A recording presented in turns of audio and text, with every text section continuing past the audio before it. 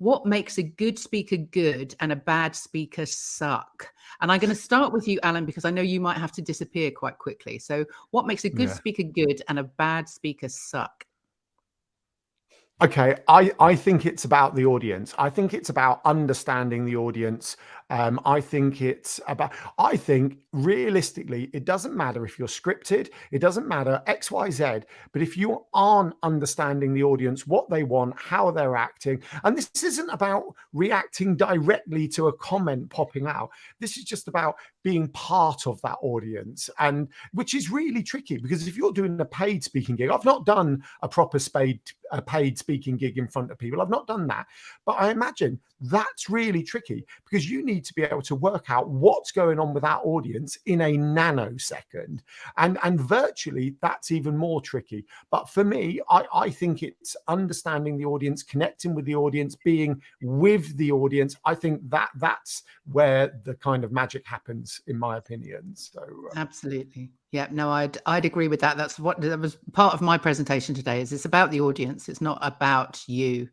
It's about what you bring to them, and especially if you're being paid. If you're being paid, then I would say ultimately the audience is paying to be there. So there is that added layer of making sure that you give value and you understand why they're there, or why they should care. Yeah. Brilliant. Yes. Thanks. Yeah. Steen, how about you? Good speaker, good. Bad speaker, suck. Suck. I mean, I don't know if I'll go as far as suck, but I think that the things that make it really sort of stand out is an element of what Vanda sort of said about sort of practice and understanding sort of thing, but also understanding your own strengths. So really kind of, yes, absolutely fine. There are some speakers out there who can wing it on a dime, no problems at all, and they can smash out the amazing talk. Most of us aren't like that, I'd say, and most of us need to probably be practice either the actual talk or we need to practice speaking. I used to go. I've done NLP, sort of for Vanda sort of side. I've done Toastmasters as well to kind of help my speaking and things like that. And I think those are the elements. Kind of once you understand yourself, your own strengths, your own weaknesses, and sort of leaning into things and developing yourself where you can, has a big impact on those talks that are kind of really sort of knock it out of the arena for it. Yeah. Oh no, I agree wholeheartedly with that. Get help. Please get help from a speaker coach if you can. Do you know any, Jackie? Not any good ones.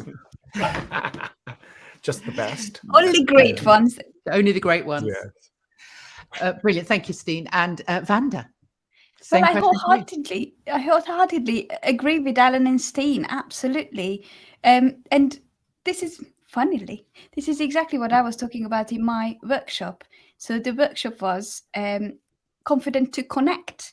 And while we were talking about one-to-one connections or connecting with a group of people when it comes to networking, I believe it's exactly the same when you are public speaking, isn't it?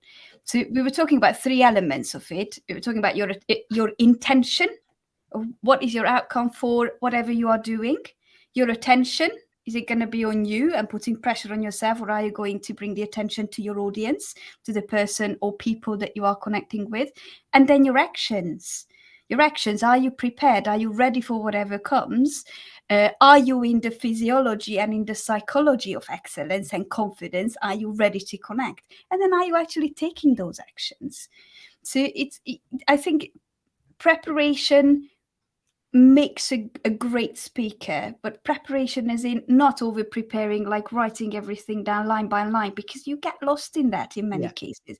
It's about being mentally and physically prepared to be present, to be there with your audience, to be ready to connect with them one way or another, so that observation, whatever is happening in the audience, whether it's virtual or in the room, you are able to get into the audience and you're not just asking them to come with you. So it's a bit of playfulness, isn't it? Yeah. And just being there, being present. Yes, being present. I love that, Vanda. I love that. I think that's absolutely spot on, is that you need to be there in the moment. And that's the same, from an acting point of view. You have to be in that moment. You have to be there.